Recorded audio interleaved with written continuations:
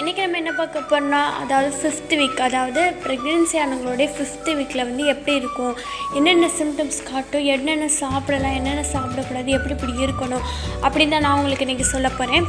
அதாவது 5th வீக்னால் உங்களுக்கு வந்து 4 வீக் முடிஞ்சிருச்சா, 1 மந்த் முடிஞ்சிருச்சு. இந்த டயத்தில் 5th வீக்கில் வந்து உங்களுக்கு வந்து பீரியட்ஸ் தள்ளி போயிருக்கும். அப்போ தான் கொஞ்சம் கொஞ்சமாக உங்களுக்கு வந்து சிம்டம்ஸ் தெரிய ஆரம்பிக்கும். மயக்கம், தலைவலி இப்படி இருக்கும்.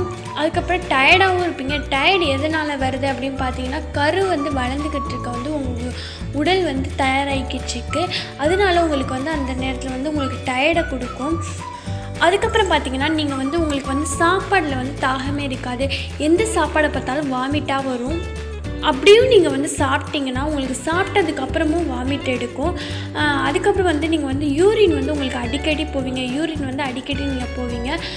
அதுக்கப்புறம் நீங்கள் வந்து கன்சீவாக இருக்கிறத வந்து கன்ஃபார்ம் பண்ணுறதுக்கு வந்து நீங்கள் வீட்லேயே வந்து யூரின் டெஸ்ட் எடுத்து பார்க்கலாம். அதாவது நாங்கள் வீடியோ அப்லோட் பண்ணியிருக்கோம். ஒரு ப்ரெக்னென்சி டெஸ்ட் கிட்ட பற்றி நாங்கள் சொல்லி அப்லோட் பண்ணியிருக்கோம். அது மாதிரி நீங்கள் வந்து டெஸ்ட் பண்ணி பார்த்தீங்கன்னா, நீங்கள் வந்து டெஸ்ட் பண்ணி பார்த்துட்டு நீங்கள் அதுக்கப்புறம் நீங்கள் டாக்டர்கிட்ட போய்ட்டு முறையான ட்ரீட்மெண்ட் எடுத்துக்கோங்க. அதுக்கப்புறம் நீங்கள் வந்து டாக்டர் சொன்ன மாதிரி ஃபாலோ பண்ணிக்கோங்க.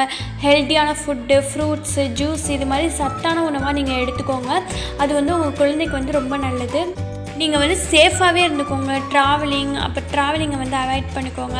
அதுக்கப்புறம் மாடிப்படி ஏறுறதை வந்து நீங்கள் குறைச்சிக்கோங்க. அதுக்கடுத்து வெயிட்டான பொருள்லாம் தூக்காதீங்க.